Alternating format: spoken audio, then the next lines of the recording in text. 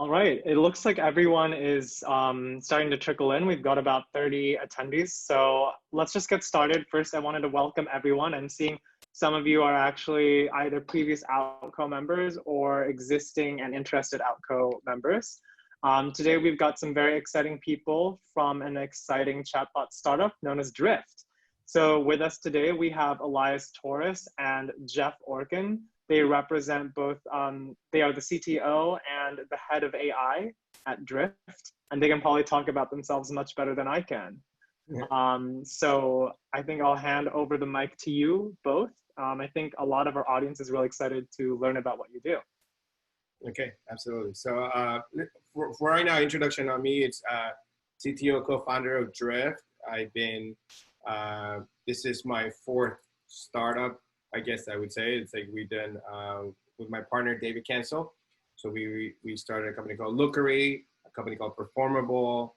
Then we sold that company to HubSpot. And then we left to start Drift. So this is 4 companies all in the marketing space, right? Marketing and sales space, that's really been our focus. And prior to this, right, we've been developing automation solutions for marketing. And Drift is the first time where we now are leveraging AI to help solve that problem, right? My traditional background has really been, distributed systems, building the architecture to handle large amount of traffic, leads, database queries. But when we started Drift, my dream was of how do we build a company where the technology can actually leverage AI to deliver value to our customers, right? And something that we didn't do necessarily at the very beginning because we needed a use case, we needed value, we needed customers, we needed data. But now it's something that we're at the right time and at the right place. And, Jeff here, runs the lab for us and is applying his technology, his work that he started at MIT with Drift in production now. So I'll hand it to Jeff. Yeah, hi everybody, I'm Jeff. I've been working in interactive AI for more than 2 decades. I started out developing AI for video games and then got interested in language and decided to go back to grad school at MIT for a PhD, joined a group that was studying how humans learn language and how we can apply those learnings to machines. And that led to spinning off into a startup that got some support from the National Science Foundation. And we went about 5 years developing the technology, and 5 years later, I met Elias and realized while we were making some very interesting technology, we didn't have as much experience on the business side, and it seemed like a perfect marriage to bring what we had built to Drift's team and customers. And so for almost 2 years, we've been at Drift, and we've tightly integrated our kind of unique solution for learning to converse from human data into Drift's chat solution, and as well as looking at broader applications beyond that. And yeah, we're building some fun things. That's great to hear, Jeff. Yeah, I'm also a fellow MIT alum. I don't know if you can see this in the background, but this is excellent. So, to summarize for those of you who are in the audience, we've got a really interesting background of, serial entrepreneur in Elias with 4 startups in marketing and the applications of technology to that. And then we have Jeff here, who has been so blessed to be working on NLP problems and how he got there from his journey in the video game industry. And I think a lot of us here, myself included, I love video games. I think it's exciting to see that intersect. Yeah. And so, I actually am the director of AI within Outco. And so something that's quite exciting for me too is seeing how you guys apply and use some of the most common machine learning infrastructures in order to actually, deliver some operable service. Because we typically, we only have 4 weeks, so we are teaching them the bare basic fundamentals, how to build a fundamental machine learning pipeline, and then how to, work with some of the hottest models like transformers. And so I'm curious, Jeff, maybe if you could share without, giving away any of your secret sauce, like what are some common ML infrastructures that you guys use in industry for online chatbots? What do you guys use at Drift? Do you hit onto those models like transformers? Maybe before we go into that, I think let me give a little intro on like I feel like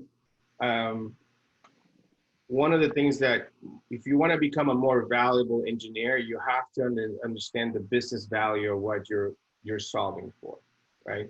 It's not just about applying the technology and like says this is great. Like as engineers, what I want to encourage as an entrepreneur and an engineer, I want to encourage you guys to be like, what problem are you solving, and how will this person see it, right? See the value of it. Besides just building the technology and going in today. So I'll give you a basic thing about chatbots, right? Which is we started with a decision tree based bot solution that we would, because what people are trying to solve with Drift is like, how do they talk to more visitors on their website at scale? They just can't have humans responding 24/7 in under 1 second response time to every request. Just the fact of finding humans, hiring humans, making them available, paying them, training them, dealing with, hiring, that is a huge problem. And so that's what we're here to solve, right? And so to do that, we have to figure out what tools do we build for them? How do we build just, dialogue flow equivalents that they go in and create that themselves? When you're going to find out is like, you have to understand, does the customer have the skills necessary to do their own training or their own design of conversation path? How much helping do they need? How do they trust the response? How do they deal with it and understand and they say that answer was a bad answer, right? So this is like a big part of the process, right? That you got to make sure, like, it's not, I did this transformer, I did this, look at Mina, look at this bot from Facebook, look at this great example of X. It's like, we have to figure out how to deliver in chunks that the customer is going to let it be in production 24/7, right? And so like, just always keep that in mind, right? It's, I think of how, what you're doing, how you're going to deliver all the way to production, right? Yeah, Elias is making a really good point, because like something that's really guided what we've developed, both when we were an independent startup and after we joined Drift, is we didn't want to just use whatever the best, newest, coolest AI was to just learn to converse. It was important that there was a human in the loop, that humans could control what the bot was going to say when, and understand, have the results be explainable. And so what we've come up with is a hybrid architecture that combines a lot of human input in terms of annotating data and creating some guiding decision trees. Combine that with machine learning. Initially, we were focused on support vector machines. More recently, like everybody, we've moved to transformers, and like you brought up, Sean, we're using BERT models from Google and the Hugging Face libraries to use transformers for training and runtime. And no doubt, transformers were amazing. They got us like a 10-point boost in accuracy of understanding what people were saying. But that was on top of an architecture that we'd already had running with simpler models that was having really good results due to being able to understand the context of the conversations they were having, which we get through human interpretation of the data, humans tagging data at multiple levels to understand what do individual utterances mean, what do sequences of utterances mean. That's great. Yeah. So this ties into maybe a larger principle that we like to teach. And I also practice this. I appreciate you, Elias, about bringing up the value of the business context. In my role at BMW, I actually work on like AI applications in the context of like emerging technologies. And so for everyone listening in, like Elias is totally on point. I mean, you know, he's led like 4 startups. And I think it is really important for us to consider like what is that business context. And more particularly, sometimes, you know, it might seem fluffy, but that's actually like critical because sometimes, you know, as you hook on to what Jeff just said, what matters most is about being effective to addressing that business solution, right? And so sometimes you don't need to always use the sexiest model. You don't need to use like a transformer. If something simple like a decision tree approach can actually do the bare minimum, but still bring massive value. And you know, even Elias said some really great points about how there's a massive overhead in having to hire and train all of these workers. So how can you, one, either reduce that cost, or two, make the existing ones more effective? So that's really exciting. And maybe this like sort of naturally bridges into another question that I was hoping to ask both of you, which is in terms of, you know, how you might manage your data. How would you be able to basically present that data in a way that is clearly understandable for, let's say, a product marketing manager to understand how your chatbot develops its own responses to user queries? So maybe like another way to rephrase that is just like, how does your chatbot maybe work on a very high level?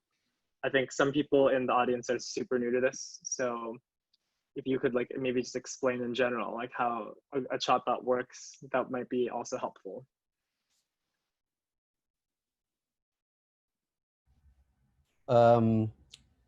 Yeah, I mean, so to put this into a little bit of context, like chatbots, there's kind of this spectrum out there on the market where on the one end are decision tree based bots where you just create in some kind of editor a little graph that says ask this question, and depending on the answer move to here or here, and those answers might be collected through button clicks or trying to understand the language, either through something simplistic like keyword spotting or something more sophisticated like a machine learning model, statistical model.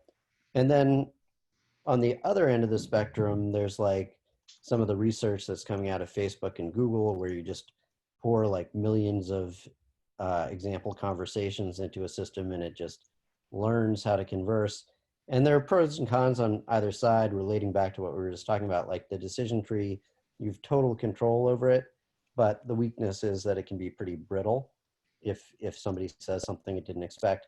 On the other end of the spectrum, it can be pretty flexible, but you might not have any control over what it's going to say.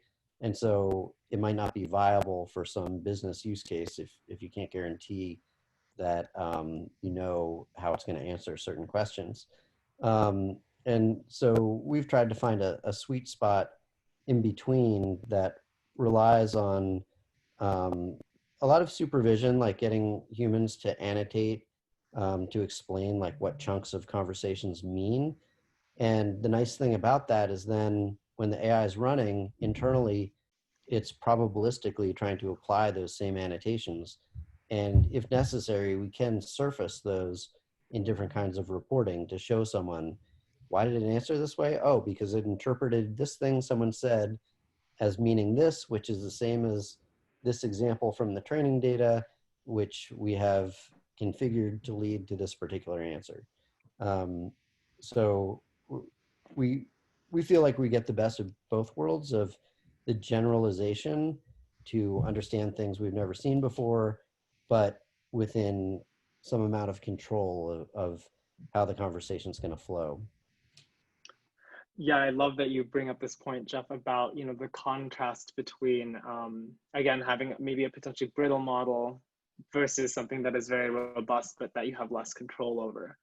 I'm curious, how do you guys sort of like tune for that? Like, I guess like in your workforce, or like, do you have basically like A/B versions of the chatbot, or like, are they like kind of like online updating, or is it more of like a sort of like batch process? I'm just curious, like what is one solution that you might have worked on either at Drift or in the past? I mean, we rely on a lot of close human review of the data. Like, I like that. one thing that is kind of sometimes a challenge with chatbots. I've seen it in multiple companies. Is you build the bot and somebody's afraid to put it online because they're like, I don't know what it's going to say. I just want to test it some more, keep testing it. Right. But like the tests that you do internally are never very reflective of like what real customers say to a bot. So the best thing you can do is get a bot live and start seeing what real people say to it. And so we encourage customers to get their bots live sooner, but then we watch them closely. And you know, they might miss give the wrong answer occasionally, but if we see that immediately, make a correction. Our system is very fast and easy to add a correction, repack the model, and get it live again. So the very next time someone asks that question, it'll get it right.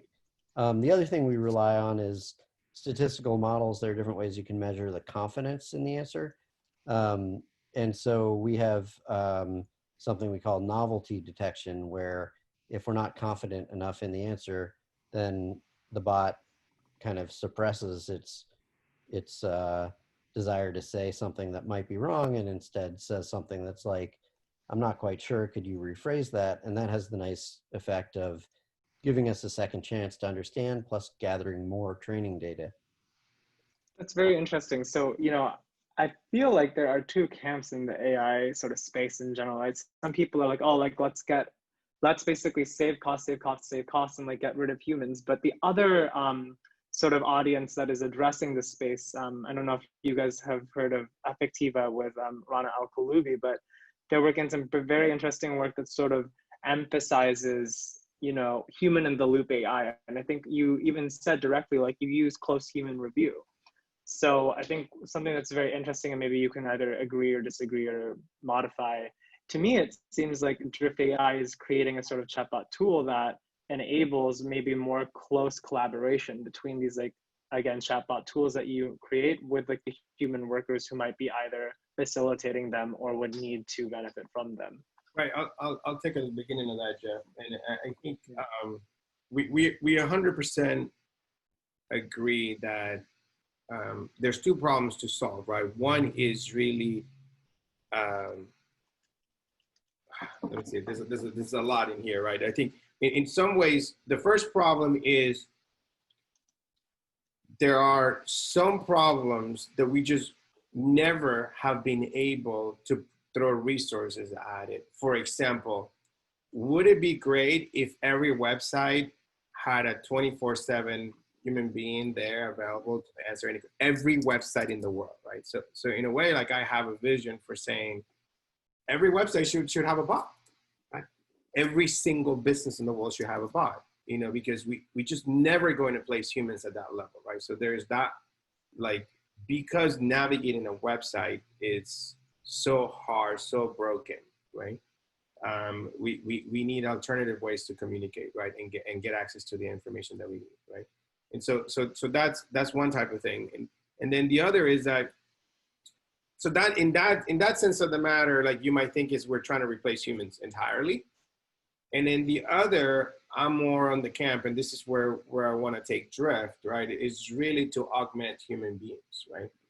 It's just we are focused on the B2B buying process, right? And so what we do that is different than other companies, we're deep into understanding how sales and marketing teams, organizations work in the B2B space. And what we're trying to do here is like build tools to augment what they do. And so we not only started with Jeff's system that is using humans behind the scenes to feed the model, but it's really about what are we going to do to interact with them? That's when I say to you guys, like, I don't want to just build a chatbot that it talks by itself, because my goal is not, we're so far, I think, from building the bot that is going to negotiate $1 million contract via chat, right? Mm-hmm. That's just not going to happen, right? However, I believe that one of the most essential basic hurdles that every salesperson has in the world is that they do not know always what to say in every moment in time, in every conversation they're in the deal process. So look, my vision is like, how do we help with that, right? And how do we build systems that can work to augment their abilities and their strengths with our systems, right? You know, I really resonate with that, Elias. I do this exercise called like defining like your massively transformative purpose. And like literally mine is to augment human beings, like both physically and cognitively. And I think that might be, you know, one of the attracting forces that brings people into AI in the first place, because you start realizing like, look, we can aggregate all this information, this rich ecosystem of data that's around us, and then like actually improve how we navigate our reality based off of that prior. So it's great to hear that you guys also align with this vision of, you know, of augmenting humanity. Right. And for those of you in the audience, like that's a great exercise as well. Like, you know, how do you guys view, this is just an open question, but how do you guys view the role of AI? Do you want it to augment your capacities? Do you want to see it replace people? Do you want to merge with it? These are just nice sort of like foods for thought that I think are important as the next generation comes up in this field. Yeah. Absolutely. And it's really, you know, I categorize human augmentation into 3 different buckets. And I say one bucket is, can we anticipate, can we recommend what the human needs to do, right? Before they have to do it. The other one is, can we do something for them that they don't have to do, right? Eliminate parts of it. And one is supplement, augment, right? And the other one is reduce, remove some task that they had to do, no longer have to do. And then the third one, do the kinds of things that those two buckets I kind of label as things that the human could do if they wanted to, right? Right. It's right. like if I want to try to figure out what to say, you know, with enough practice and whatever, I'll know what to say to that customer as a seller. If I want to do this task of, you know, updating my call log after, like, you know, I can go do it, but I don't want to, right? And then the third one is the things that we just don't have the human capacity to do, which is go and read every conversation, you know, that I've had in the past year and coach me, right? Go do this, you know what I mean? It's like things that are just not humanly possible, because it's just, there's more calls and hours for you to process and analyze it. So why have a human do something that they just can't do, right? Mm-hmm. So those are the 3 ways I like to like say, like, which one of these are we doing to prioritize is development. I really love, that's an awesome framework, Elias. Jeff, I'm just curious, so like in your research with NLP, have you ever, I'm sort of just winging this now, but I'm just curious, have you ever like faced the point of like, you know, how do you identify like what is the important utterance or the important information to feed to a model to make it more accurate? I'm curious about that, maybe on a slightly more technical slant.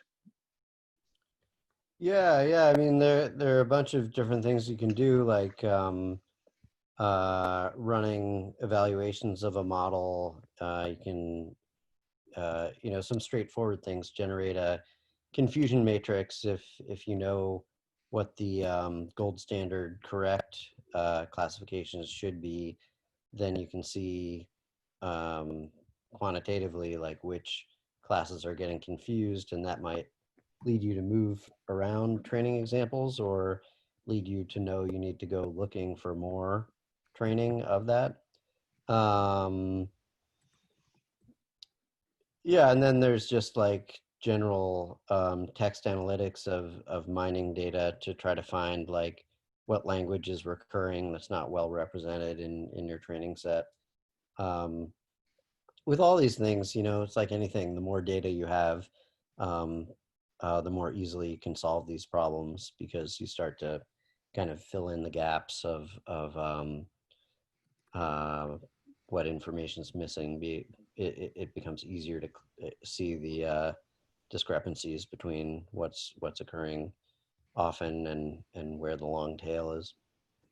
That's right. And it's fascinating that you bring up this point of, the gold standard of ground truth, because I can't help but think of how that also connects again with what Elias had said, which was, we have such this like rich trove of data. So how do we figure out, we as humans cannot process all of these multivariate inputs. But what's interesting is, one thing that makes us interesting as a species, right, is that we are a collective. In some ways, like we form these tribes and you create norms of culture. And from those tribes, we then create like larger groups. And, in determining what is the information that's important for us to input or process, that establishing of the ground truth of the gold standard is sort of like what that baseline is for us to then determine like, oh, this model was accurate. Oh, this was the appropriate maybe angle to take. And again, there's like this like very subtle interplay, right, I guess, of how we design these machine learning models, these NLP models, and how like being mindful of it from that very beginning, one, like requires human input. It requires the human input to say like, okay, you should be looking at X, Y, or Z. And then that enables us to, build a scalable solution that can actually bring forth sort of this reality that you had shared, Elias. So it's cool to see. I mean, you bring up a good point that language is social. Like kids don't learn language by just sitting there doing nothing and watching people for 2 years and then suddenly starting to talk. It's this kind of experimental back and forth. Like you pick up parts of it, you try to use it, you see how the world reacts and update your models. So I think my previous answer was kind of, that's where you start. Like the cold start is like dive into the data and see what's recurring. But even better if you can start to learn interactively, have your bots or whatever AI system you're developing interacting with people, getting feedback on like, that was right, that was wrong. And there are a lot of different ways you can do that, either getting people to review the data or using the same models to suggest things that people say, see if they take you up on the suggestions or correct your suggestions. But it's always, good to look for some kind of feedback loop that's going to make the model smarter and smarter as it interacts with more and more people having similar conversations day after day. Yeah, I mean, I think it is, this is something that most people don't have experience with. There's a lot of chatbot stuff out there, right? But people are, they're mostly playing around with it and not really delivering them to production to customers, right? And so it's like, when our challenge is that we are convincing, very large companies, very well-known companies in the world to run a chatbot on their website, on their homepage. Right. And so that is a whole nother level, right? That requires a special iterative process that Jeff is mentioning, with the right feedback loop, right? That it's not just the customer, but the customer's customer, the end buyer in our case. And so this is something that people just, when we just focus on the technology and it's like, oh, I'm gonna just get more data. I'm just gonna get a better algorithm, a better transformer, different data set. Just Google released this. That doesn't matter, right? It's like, you have to be, you have to set the right expectations. You have to have alignment with the customer, and you have to be working and building up this trust with the customer to want to put this live on the website. Because until you don't see it live with their customers, they'll never be comfortable with it. And so this is, we're still at the stage that the people that are making the decisions to try this in real businesses, right? In order for you to get the most value about your education and the work that you're doing, they're not just going to release an AI bot in the wild and Right. just turn it on, right? So how do you go? What is the process for you to train it and help them along this journey to feel comfortable and see that it's not going to be damaging to their reputation. It's going to be, in fact, an improvement on their customer experience. Right? Yeah. So maybe since we're now discussing, calibrating with the customer and understanding expectations, the other part of this talk was also to sort of just discuss more broadly AI innovation, and particularly like, how do you guys create solutions for your clients, and more specifically, like what is sort of like your innovation workflow? So maybe like regarding that context of AI innovation, I'm curious, like what do you guys think might be one of the biggest pain points or limiting factors when you're developing these types of solutions? Well, there's so much. I think from the business perspective, right? It's like just a lot of noise out there. And Right. so when people are trying to, one is really creating that experiment, that experiment situation moment, right? When a company says, "I'm going to try this," because they've been burned by so much AI talk out there, right? And not being able to deliver. So that's where we come in, where we're able to. We have way more experience talking to the customers, understanding the problem, right? It's really about, how can I say, the way that we position our technology is like, we understand that it's their effort, their outcome, right? And our capabilities, right? It's I think if you don't thoroughly understand the customer's problem, the buying and what they're trying to accomplish, outside of technology altogether, you will never be able to solve it, right? It's like, it's not about like, look, I deployed this decision tree and it detected intents. It's like, who cares, right? Right. What was the outcome of our conversation, right? So I think that's the like the noise out there, the expectations that people have. Those are big roadblocks at the business level, right? That don't allow you to innovate, right? And to really think, how can they see the benefit? Another thing that I always work with Jeff when we're designing and road mapping, right, is people have to be able to visualize what we did for them, right? How does, and that's a large topic of how do you visualize AI? And that was my next question, actually. So I am curious, yeah, like if you're comfortable with maybe going a little bit further into that, I would love to know how you visualize AI.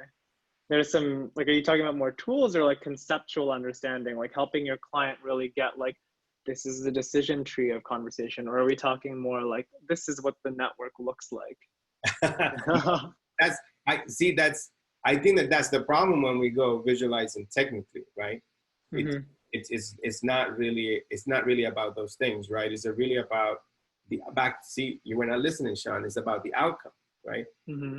And so the problem is, for example, we've learned, right, that back to the human augmentation categories, right?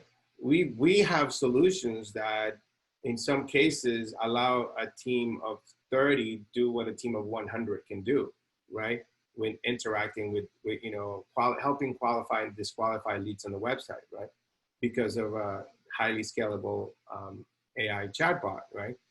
And so that's okay, right? But it's like, if you only deliver if you can just outperform humans at achieving the same thing, humans did get to the point that we're like, well, that's not enough, right? I mean, like, well, but they're not that cost effective.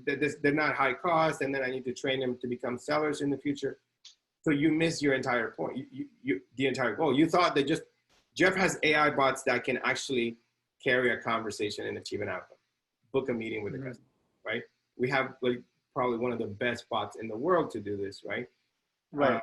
And yet, and sometimes so that satisfies that pillar of capability, but again, as you said, there's effort and outcome as well. Yeah. And so the customer doesn't, right? And so the question is, where we have to do is, and so one of the areas that we say we're improving at visualizing is to compare what was the customer experience on a decision tree or with the human, and what is the difference when they interact with an AI bot, right? What else are we gleaning out of that?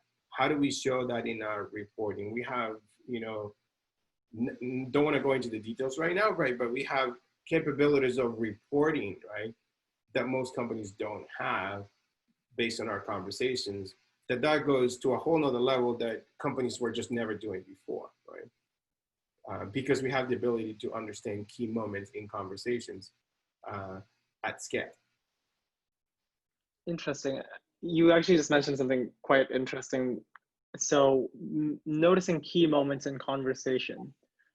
What is that sort of like one of the key elements of drift, particularly? I think, Yeah, yeah, go ahead.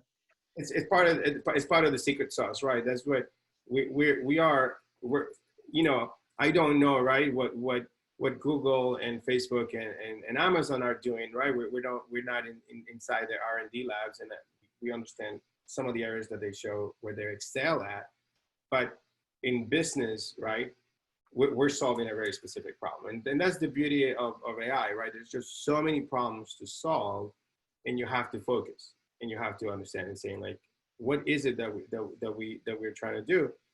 Because most people don't, they're still processing intents, they're still just processing like, you know, a question, or just processing a good, you know, voice response system. You know, we're focused in really listening to our customers and say, what is our customer need help with, right?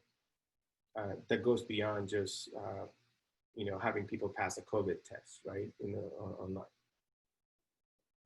Yes, this is you know, this actually now bridges really nicely into one of like the key questions that I think everyone is curious about, which is, so Elias and also Jeff, you know, where do you see Drift's technology going? And maybe more specifically, like what would you personally like to see in the field of NLP and in chatbots as a whole?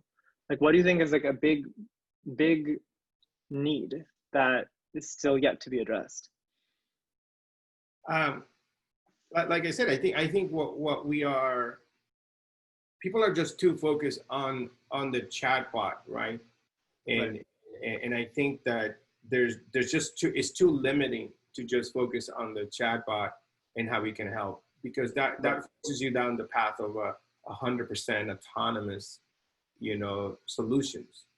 And so, you know, what I like to do is I like to always reframe the problem, you know, just take 2 steps back and not just assume that my problem is to have an all-knowing bot and have a general AI that is going to be able to carry any conversation with any human, right? It's like, it's really, it's finding the intersection of how humans want to interact with chatbots, because they're not gonna last in the same form forever, right?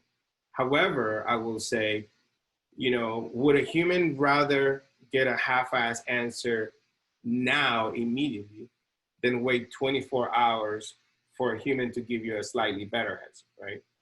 Right. It's just like, it's about, or something, I rather care about that intersection of like, how do we set that expectation and know what problem we're solving, right? So like, how do we give the customer how do we understand that immediacy? Yeah. But how do we understand, like I said, the level of answering the solution that we can do for the customer with immediacy, versus maybe the ultimate problem with that customer was to just wanted to hear a human voice that day, right? It's say like, right, I'm about to sign the contract and I just want to hear from the rep, I'm trusting you and don't let me down. We're going to commit a 3-year deal. And before I hit the signature on this e-doc, are we going to partner, right? Am I making the right choice? The body's not going to give that, right? It's just like, what problem are we going to be able to solve, right? And so I think that's where Drift spends most of his time thinking, right? Of how to build truly that next generation of conversational marketing, and not just where people are highly focused today, which is like, look, I can build this chatbot, because that chatbot becomes outdated really quickly, right? Absolutely, yes, Elias. I like, you know, this again ties back to, I think, the 3 pillars that you mentioned earlier of like effort, outcomes, and capability, right? Because I think you're also subtly touching on this point of like, we have so many different outcomes, right? And so like knowing what that outcome is like helps you calibrate, and knowing what that level is helps us be more mindful in the field of NLP. So it's great. So yeah, I mean, go ahead. You picture innovation to be happening everywhere, wherever right, the customer, the user, it lives, right? And so another, you know, key tenet of us is like, go where meet the buyer where they are. We do that in terms of the buyer, but in terms of our users, right? You got to go meet them, and so figure out how we can surface help, because I think humans were so judgmental, and and we'll dismiss anything that performs poorly or that doesn't meet our standards or satisfies as in the key moment, right? So we don't have that many opportunities to wow human being, and that is really I don't want to be in a combative mode with humanity, right? With the AIs or solutions. I'd rather be okay, collaborative. Yeah. Like, we're here to help you. We'll do this. We're not here to replace you entirely, but it's like, how do we start surfacing in places where they say, well, this is helping me and saving me time, right? This is making me better, and get to the outcome jointly, right? I resonate with that, and I think there's a point to be made there that the thing about AI that I've seen, like, over the entire time I've worked on it, I saw this in games and I see it in chatbots in the enterprise, is that, like, it's really easy to spot where the AI did something wrong, and like the AI could do like 56 things right, and they do that one thing wrong, and people are like, oh, they did something wrong, it's dumb. But first of all, there's a double standard because people make mistakes too. But more importantly, it's like what Elias is talking about is focusing on the outcomes. And I think this gets at what you were asking in the previous question too, like being able to explain how the AI arrived at a decision and report on all of that internal understanding of the conversation can lead to being able to report that, like, on the fact that, like, yes, the AI might have missed answering these 3 questions, but did you see the number of meetings we booked for you has gone up like 25% over when you were just using humans to do that same job. So it's like, people kind of lose sight of, like, what is the point of the AI? The point of the AI is, like, to get some outcome that moves the needle for a business. It's not, the whole point of it is not general intelligence and sci-fi, like creating these, like, bots so we don't ever have to talk to humans again. It's I think, like you said, very much a collaboration in figuring out where can bots outperform or scale what humans are doing, and bringing that together and being able to surface that to people to show them, here's the goals of this AI and here's how it's achieving those goals. It's not to measure it in terms of, like, is this a perfect recreation of a human? Yes, yeah, and again, that's somewhat of the tension because, from a business point of view, you're like 100% correct, right? Like the purpose of the AI is simply to move the needle, to make it more profitable and to help enable humans. And you may be on that hook, it ties into also this vision, right? Of like, why do we do what we do? Why are you doing what you do? And maybe moving a little bit further there, right? Like we always seek to try and improve how we spend our time. Everyone has 24 hours in the day. Some people, spend it building companies and building these chatbots that enable other human beings. And maybe, all of us can sort of agree, right? Like most people would not want to be doing a menial task that could be automated. But unfortunately, given like, either timing, context, or things beyond immediate control, that is what some people like must do. And so I think, on a more personal level, like one of the exciting realms of like where this is going and where like not just chatbots, but NLP and the field of AI is like giving people back their time to actually be doing what they like truly care about and love. And again, this like again ties to like that really nice pillar. Like I really appreciate you, Elias, of like bringing up like effort, outcomes, and capability, because when we get the capability there, we can allow people to now actually work towards outcomes that they personally want. So, yeah, I mean, I think it's really about, for example, like if you read the Kai-Fu Lee book, I don't know if that's so funny you say this because I have that right here. I met up with him last year, so it's right here on my. It's called AI Superpowers. Yeah, I saw it and then mentioned up. I just, I don't know if I did. Trust me, I'm being honest. But it's an interesting contrast, right, between China and the U.S. And China is doing things at scale with the images and like the transactions and just okay. The best thing of AI that came out of China is TikTok, right? Okay, great, it's like fantastic, and they're beating us, right? But the U.S. has an advantage of the business structure, right? I think I don't know if China is making more progress on removing those menial tasks, right? Right.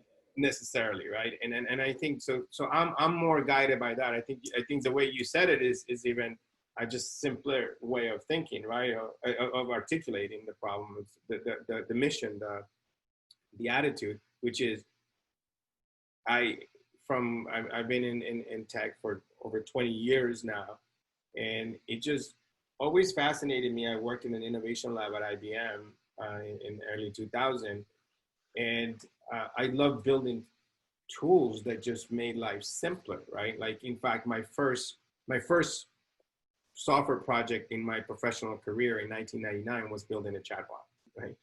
Interesting. It, Cool. I don't know if you guys remember, but it was an instant messaging. Jeff does AIM. Oh yeah, I And used so AIM. yeah, I mean, so AIM that was built by a Israeli company, Ubik Systems, that was bought by IBM, that became the foundation of Lotus Same Time. So we were deploying Lotus Same Time in '99 at IBM, and it occurred to us to start building apps as chatbots instead of using the mainframe or a web. And so, like, there was a big move of moving the IBM directory from the mainframe to a website, but we moved it to a chatbot, right, first, and so people could be using the IAM client to be querying and finding phone number, finding people. So we just kept building apps and apps just with regular expressions and parsing, like just like the basic commands, right? And that's how we started. And so I think that from then it's just a fascination of like laziness. Engineers, we tend to be lazy, and it's like, but we haven't accomplished that. We're just doing too many menial tasks in society. And so, like, I want us to think, how do we reduce that and really create room for doing more meaningful stuff, because there's so much room to take that, right? Yes, I love it. A lot of people say like we're at a new type of like industrial revolution, and there's a lot of like counter like naysayers, right, who say, oh well, if AI like eliminates like X amount of jobs and like people will have nothing to do. But they were saying the same thing when we got rid of when we developed light bulbs, for example. Or when we developed like the car over the buggy. It just opened up a whole new set of capabilities. So it's exciting to see like what we might be able to accomplish, even in the next 20 years, right? The face of this earth is like so different. Every kid born today is going to have fast Wi-Fi in the US. Whereas like I think all three of us were born at a time when like there was no Wi-Fi. So Yep. that'll be, yeah.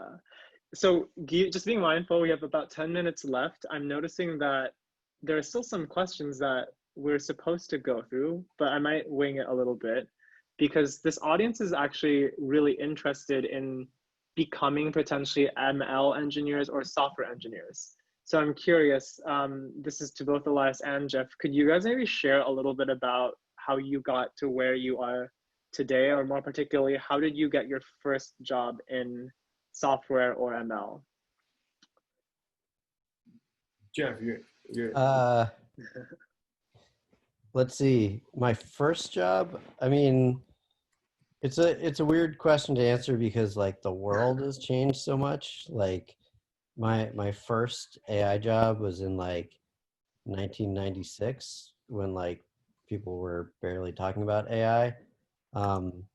So I built AI for a video game at Sierra called King's Quest 8 Mask of Eternity.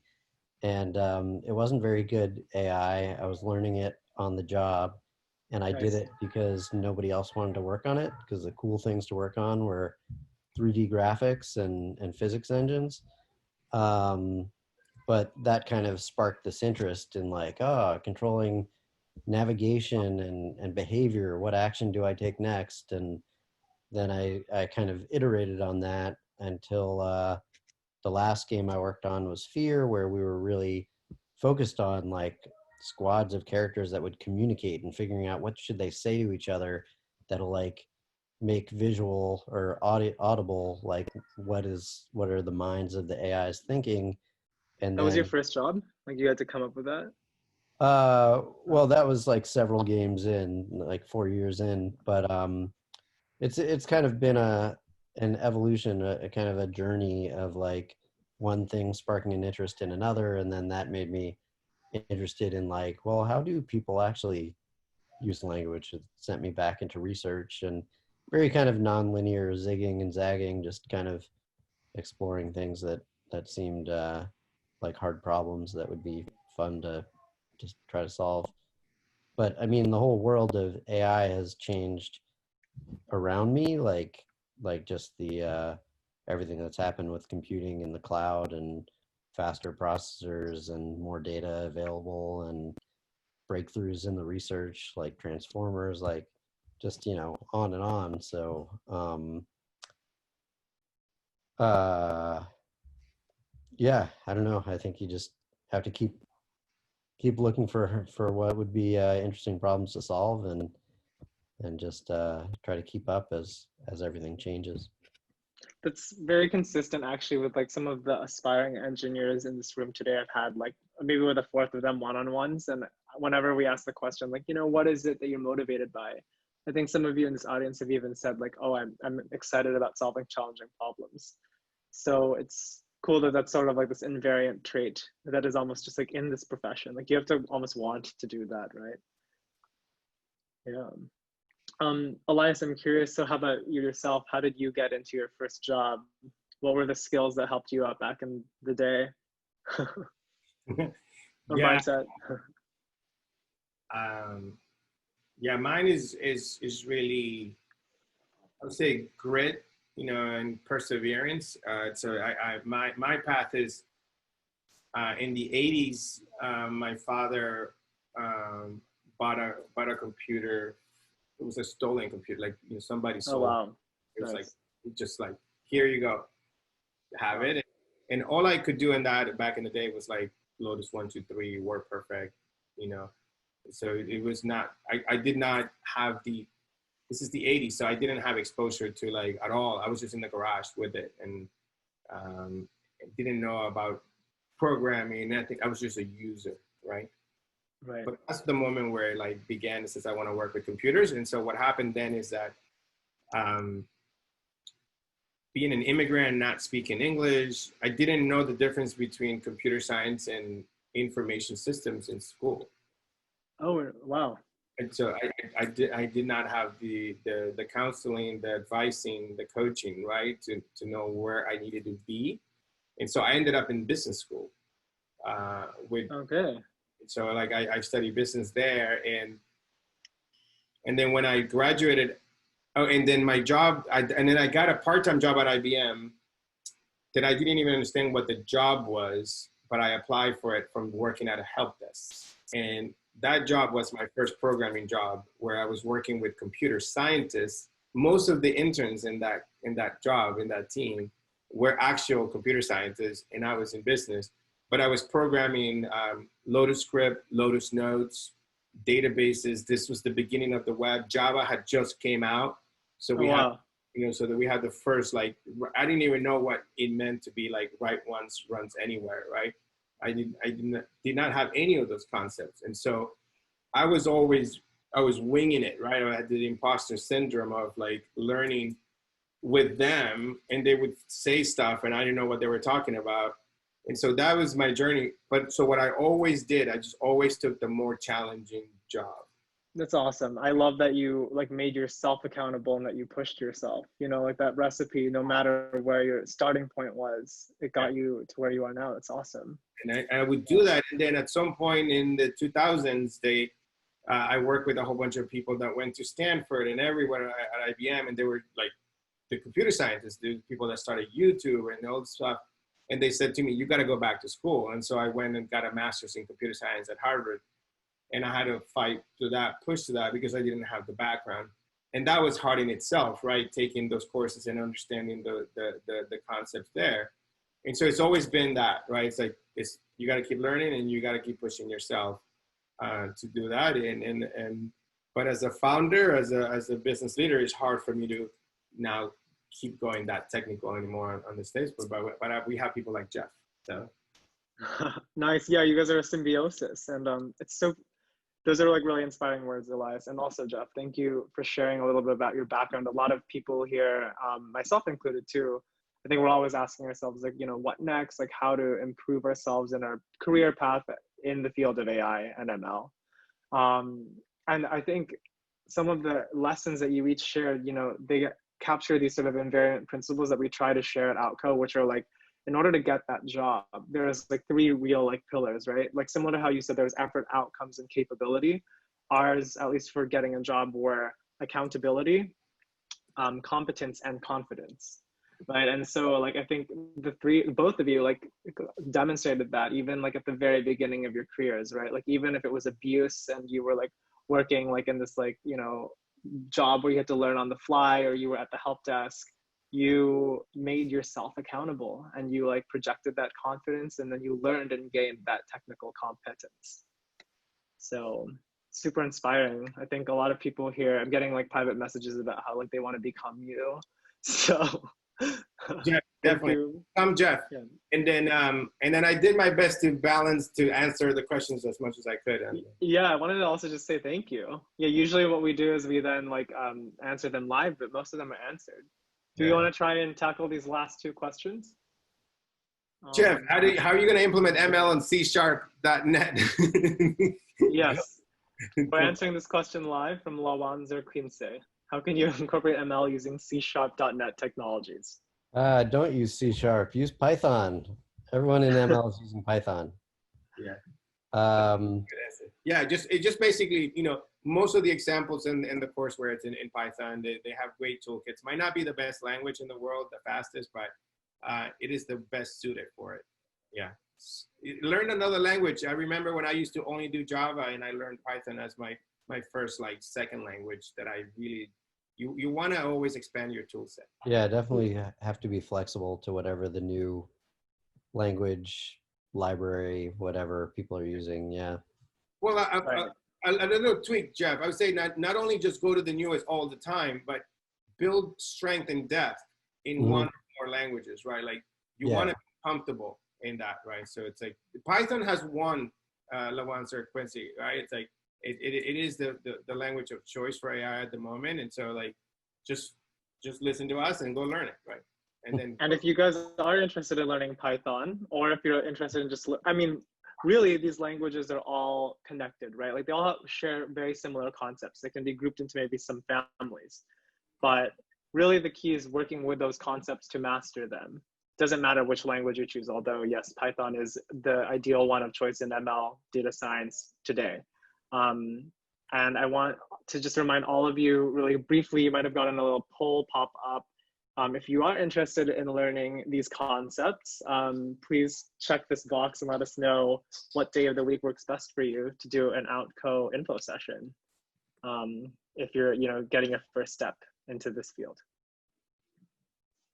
Okay. Yeah. All right. Well, we have 1 minute remaining. Any last words, Elias, Jeff? No, keep learning, and don't give up. It's fun. We live in very interesting times. Yes, agree. It's been such a privilege talking to you guys, and I know that you guys have definitely changed the lives of some of these people in the audience today. So thank you. And it was great learning about Drift AI. I might follow up with you. Okay. Take care. Bye, everyone. Bye.